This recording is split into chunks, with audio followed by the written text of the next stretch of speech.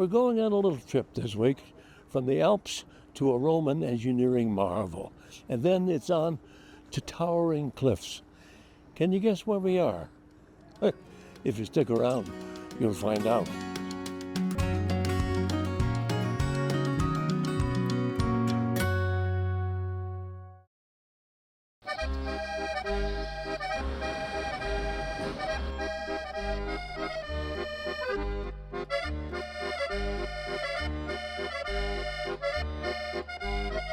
Bienvenue en France. Je suis Willem Lang. If you guess France as the answer to the first question, you're right.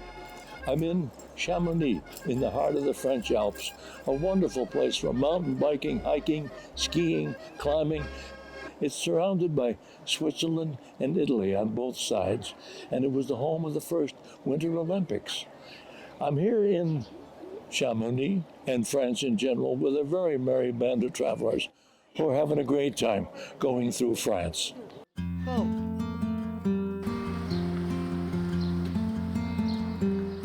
It doesn't take much imagination to see why skiers and mountaineers love the town of Chamonix. Just look around.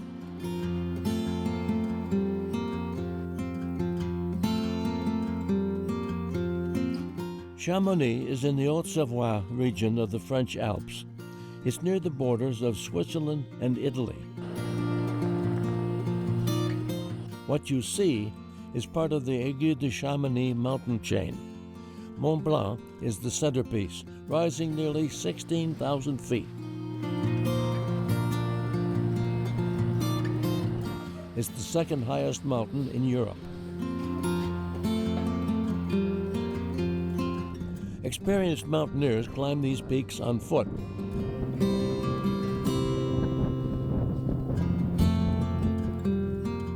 I know another way.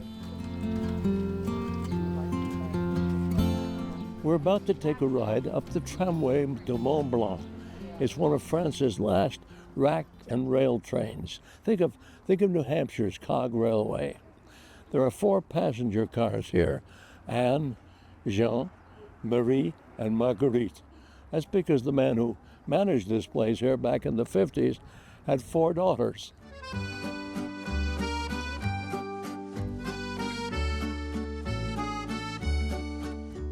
Welcome to Chamonix, Mont Blanc. Mont Blanc, the White Mountains, they're still white because we had horrible weather the last days, but since you arrived, we have beautiful weather today. Beata Hartmann is our guide for the day. Mont Blanc.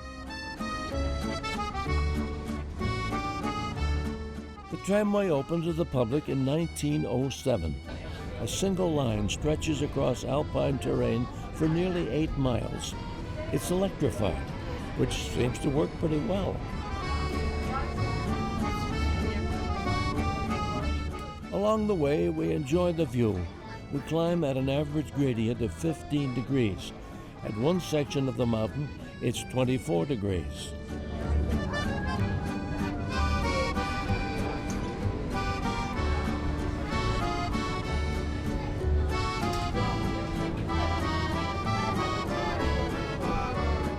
The tramway is popular with mountaineers and hikers from around the world. They ride up and get dropped off at trailheads along the way. It's even a bigger draw with tourists. They get to see a different view of the Alps and step into the Mont Blanc Glacier. I think I'd like to work on that, building a, basins. Yeah. Get to ride to work every morning on the train. Wow, look at that. Look at that. What a view.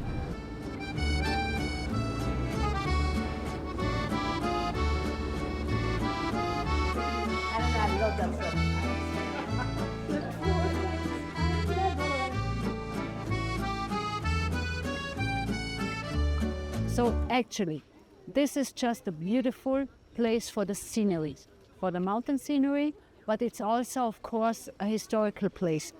Because actually here, all the history of Chamonix started.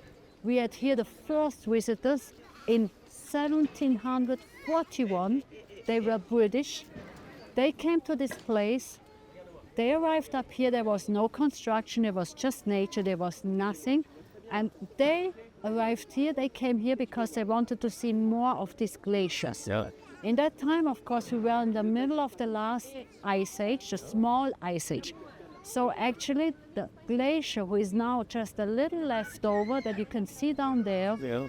we had, in that time, the glacier just all the valley filled out. Yeah. Completely to the other side. I can see the moraine. Yeah. Yes, you can see the moraine, you can see the trim line, Yeah. you can see really the altitude of the ice in that time.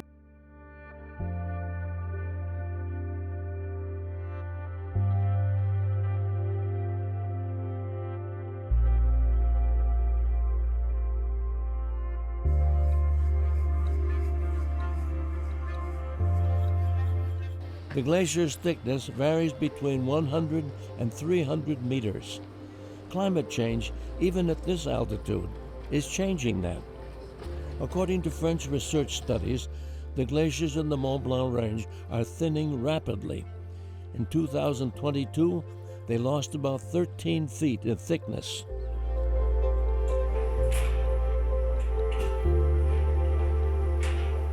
Take a short walk down from the tramway station to see for yourself what a living glacier looks like.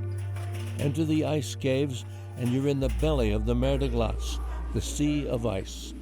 There are interactive exhibits about glaciers and the effects of a warming climate.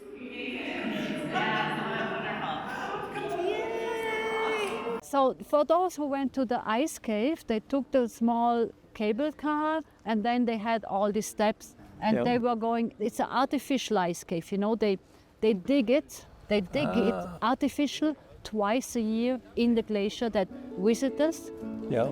can go inside of a glacier.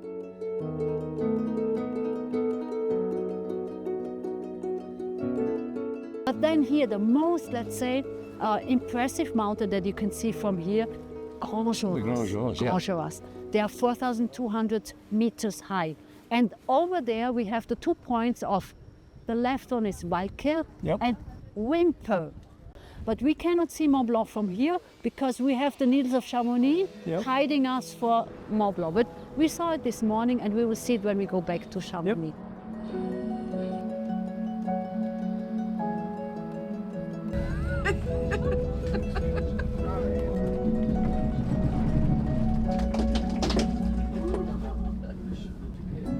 Some of my travel companions took a brief side trip to Aiguille de Midi. It's the closest you can get to the summit of Mont Blanc without actually being on it.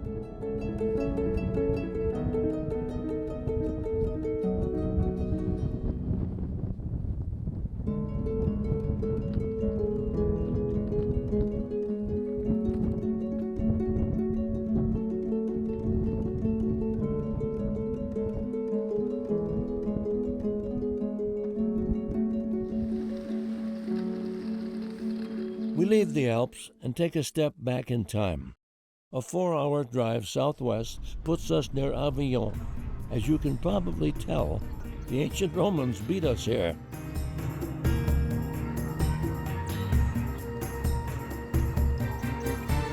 Right behind me here is the Pont du Gard. It's an ancient Roman aqueduct that carried water over the Gard River. 1,000 men labored nearly 5 years to build it. They must have known what they were doing because it's still here nearly 2,000 years later. The Pont du Gard is as much a technical marvel as an artistic masterpiece. It's an important part of a 30-mile aqueduct built in the middle of the 1st century. At that time, it carried millions of gallons of water, baths and gardens of nearby Nîmes. At its highest point, the Pont du Gard is as high as the Statue of Liberty, and it's as long as 3 A380 Airbuses. It's huge.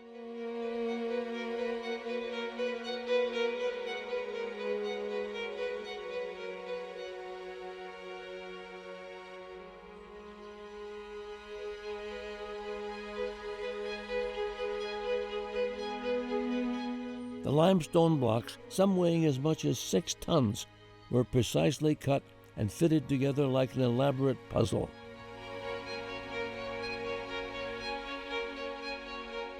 Look closely at the blocks and you might see an inscription.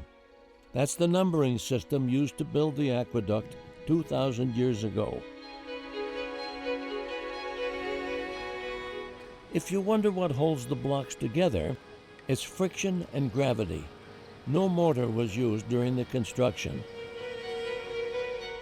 30 minutes down the road from the Pont de Garde is Nîmes.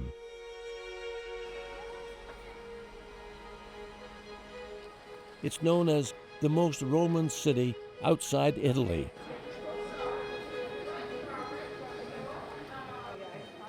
We're in Nîmes, an ancient Roman town in southern France, and I'm surrounded behind me by 18th century gardens full of beautiful ponds and fish.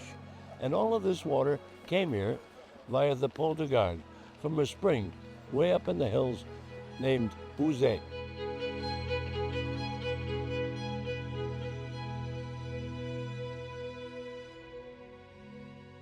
You can see the horse chestnut trees Yeah. with the flowers. Claire-Lise Crissin will show us around town and teach us a few things about the Roman influence here. Before we leave, she'll share an interesting fact about Nîmes that may surprise you. So when the Romans came here, they decided to create a colony. The Romans came here and found there wasn't enough water to support a big city, so they brought water from Uzès. Bouzet via the Pont de Garde and the aqueduct here, and that's how we got those ponds, right? Just the water source in Yeah. the Fontaine Gardens. Yeah. So at the origin, it was enough. But when Nemausus became a very large city, Yeah. they were forced to find other sources of water. Yeah. Oh, but they seem to be doing fine. Yes. Very busy. And tourists everywhere, Ah, yes. like us. Yeah, everywhere, yes. Now, the Roman influence is mostly in the old town, right? Yes. The view, and this fountain here in the park is like 18th or 19th century. It dates from the 19th century. Yeah. Actually, it's the new town. Okay. The Roman remains, in the very small, Yeah. old Roman and medieval town also. And they had a wall around it. Yes, during the past. Yeah. But Yeah. in the modern time, the authorities of the town decided it was not really pleasant, and they decided to demolish the rampart. Yes, they did. It makes it very nice. Nîmes was founded before the Romans arrived. A Celtic tribe settled here sometime around the 6th century BCE. Nîmes was founded by the Celts, right? Before the Romans, yes, here there was a Gallic tribe. The name of the tribe was Volk Recomic, and they were powerful. Yeah. And so during the colonization, during the Roman colonization, probably they deal with the Roman authority. Yeah. And so the town was a mix of Gallic traditions and new Roman usings. And the town was important because very close to Nîmes, you had the Via Domitia, the Yep. big road Yep. going from Italy to Spain. So it was a fantastic place for traders, soldiers. So that's why the town increased very. Move from one neighborhood to the next, and you can see that Nîmes' ancient and contemporary histories work very well together. What I like is the modern times facing the very old times. During the Roman times, imagine the defensive walls, okay? We leave Nîmes with a story about its history that in some way touches all of us. Denim. During the 19th century, some people in Nîmes used to make cotton fabric colored with indigo blue. And so around 1860, some traders moved to the United States, and especially Levi Strauss. Yeah. And so little by little, the Nîmes fabric became very, very famous, because in the United States, the people used to make trousers with the blue. We still do. Yes, We still do. yes. And little by little, it became the famous denim. And so denim, because it was actually written on the big bags arriving in the United States. Denim. Toile de Nîmes. So it means Nîmes fabric. Toile de Nîmes. And little by little, the American people say denim. There you have it, the story of blue jeans, right from France. After a day in Nîmes, we make our way about an hour south to the Mediterranean town of Aigues-Mortes. We are in the Camargue at the southern end of France, right on the Mediterranean coast. And we're kind of tooling along a big canal, which leads down to Sète and the Mediterranean in just a few kilometers, and very peaceful. Alors pour les personnes cherchant les toilettes, donc, il suffit de redescendre des ponts supérieurs, la première porte sur votre... Less than an hour east of Aigues-Mortes is Arles. This is where you'll find Roman ruins within arm's reach.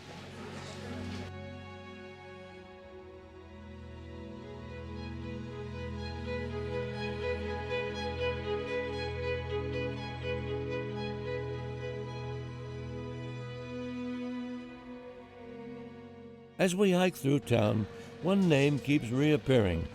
In 1888, Vincent van Gogh arrived here. It's where he painted.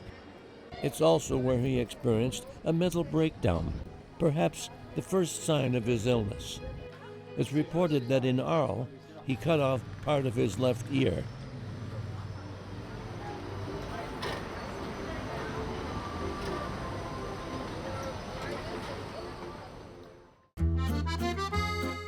We take you to France's oldest city, Marseille.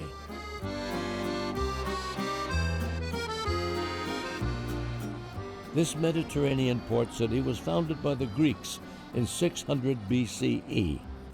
The old harbor, this one here, is also the Greeks settled 26 centuries ago, and is the heart of Marseille. It's an inlet.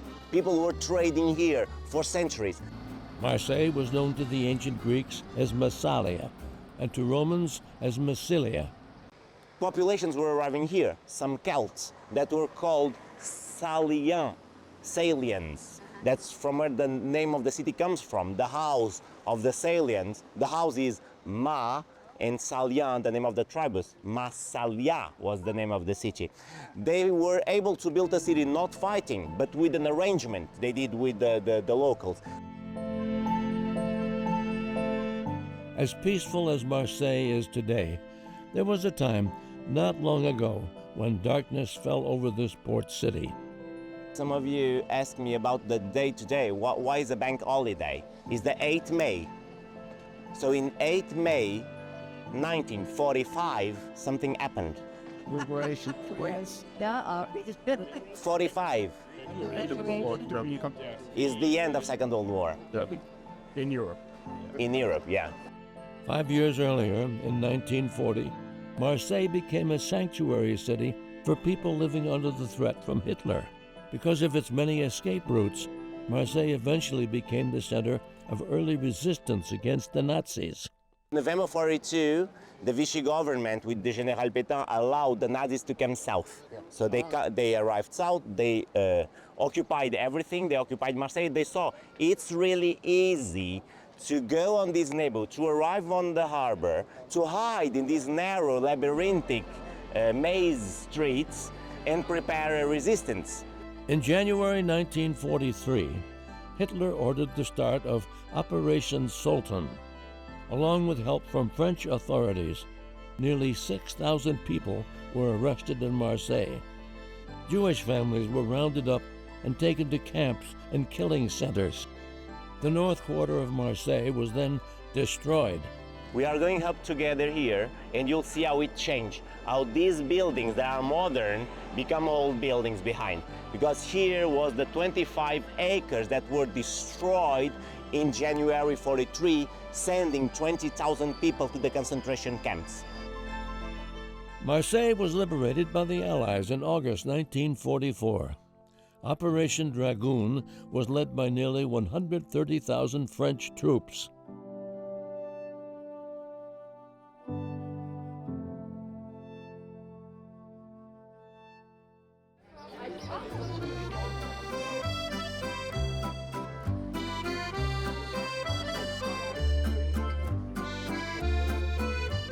Before we leave Marseille, we visit a pastry shop where we hear the story of Navette de Marseille. They're a sweet, boat-shaped biscuit and part of a Christmas tradition. And it represents the arrival of the saint. So legend says, tradition says that after crucifixion, biblical people were put on the boats, delivered to the Mediterranean Sea. And the currents will lead them to the south of France. And the ones who arrived in Marseille were Lazarus, Mary Magdalene. And so this boat represents the arrival of those saints that came to evangelize the Marseillan people. Bonjour. Très bien. So take a piece and you will tell me what's about. So you'll tell me what it tastes about. It's not orange, but you are not far. The orange flower water gives navettes their flavor. And this should be about bringing them here, okay? There's another theory. I'm the one to shock, which is fertility. If you're in Marseille, stop by a pastry shop. Decide for yourself if you prefer the story of the three Marys or if navettes really are a symbol of pre-Christian fertility. We're not going to leave Marseille without taking you to the city's iconic symbol. Notre Dame de la Garde is a Catholic basilica. We take a train to Our Lady of the Garde to get a close look at the church. It was built on the site of a 16th century fort. Construction of the basilica began in 1853 and took more than 40 years to complete.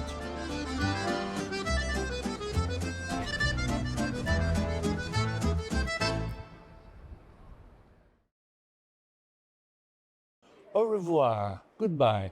Our journey through the south of France ends tomorrow morning. But before we head home to New England, we're going to take you on a cruise of the Cassis and Marseille. It's known as the fjords of France. And you're about to see how beautiful it is.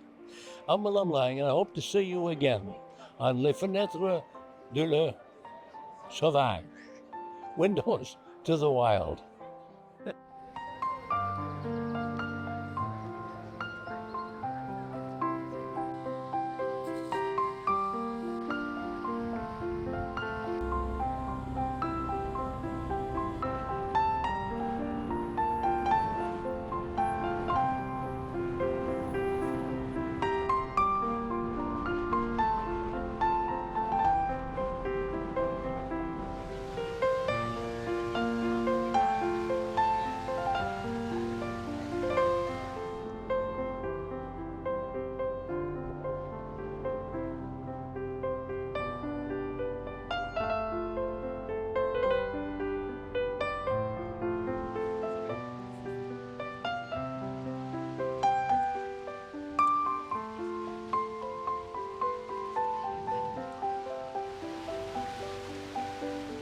Support for the production of Windows to the Wild is provided by the Alice J. Reen Charitable Trust, Bailey Charitable Foundation, the Fuller Foundation, Rhodes Scholar, and viewers like you.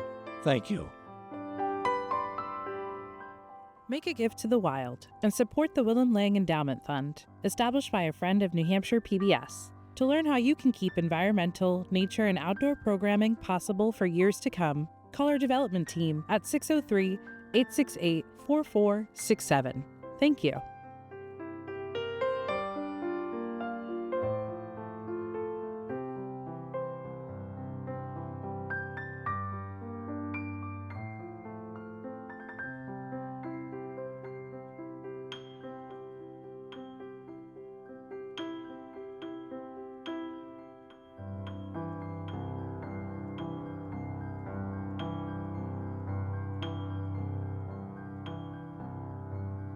Au revoir.